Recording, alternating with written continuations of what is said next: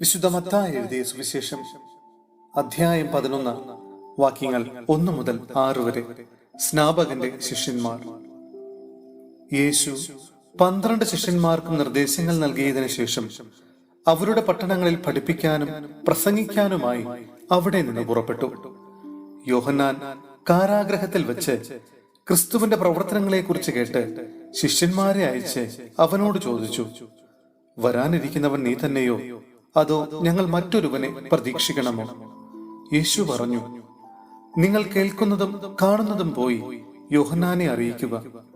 അന്ധന്മാർ കാഴ്ച പ്രാപിക്കുന്നു, മുടന്തന്മാർ നടക്കുന്നു, കുഷ്ഠരോഗികൾ ശുദ്ധരാക്കപ്പെടുന്നു, ബധിരർ കേൾക്കുന്നു, മരിച്ചവർ ഉയർപ്പിക്കപ്പെടുന്നു, ദരിദ്രരോട് സുവിശേഷം പ്രസംഗിക്കപ്പെടുന്നു.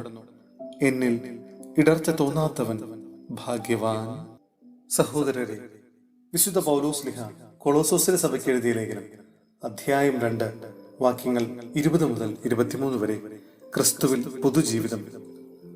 ക്രിസ്തുവിനോടൊപ്പം പ്രപഞ്ചത്തിന്റെ മൂലഭൂതങ്ങൾക്ക് നിങ്ങൾ മരിച്ചു കഴിഞ്ഞിരിക്കുന്നതിനാൽ ഇനിയും ലോകത്തിൻ്റെതെന്ന മട്ടിൽ ജീവിക്കുന്നത് എന്തിന്? സ്പർശിക്കരുത്, രുചിക്കരുത്, കൈകാര്യം ചെയ്യരുത് എന്നീ നിബന്ധനകൾക്ക് നിങ്ങൾ വിധേയരാകുന്നത് എന്തിന്?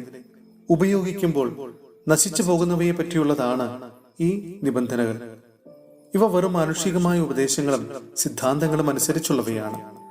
തീവ്രമായ ഭക്തിയും ആത്മനിന്ദയും ആത്മപീഡനവും പ്രോത്സാഹിപ്പിക്കുന്നതിനാൽ വിജ്ഞാനത്തിന്റെ പ്രതീതി ഇവയിൽ അനുഭവപ്പെടും. എന്നാൽ ജഡാഭിലാഷങ്ങളെ നിയന്ത്രിക്കുന്ന കാര്യത്തിൽ ഇവയ്ക്ക് യാതൊരു മൂല്യവുമില്ല.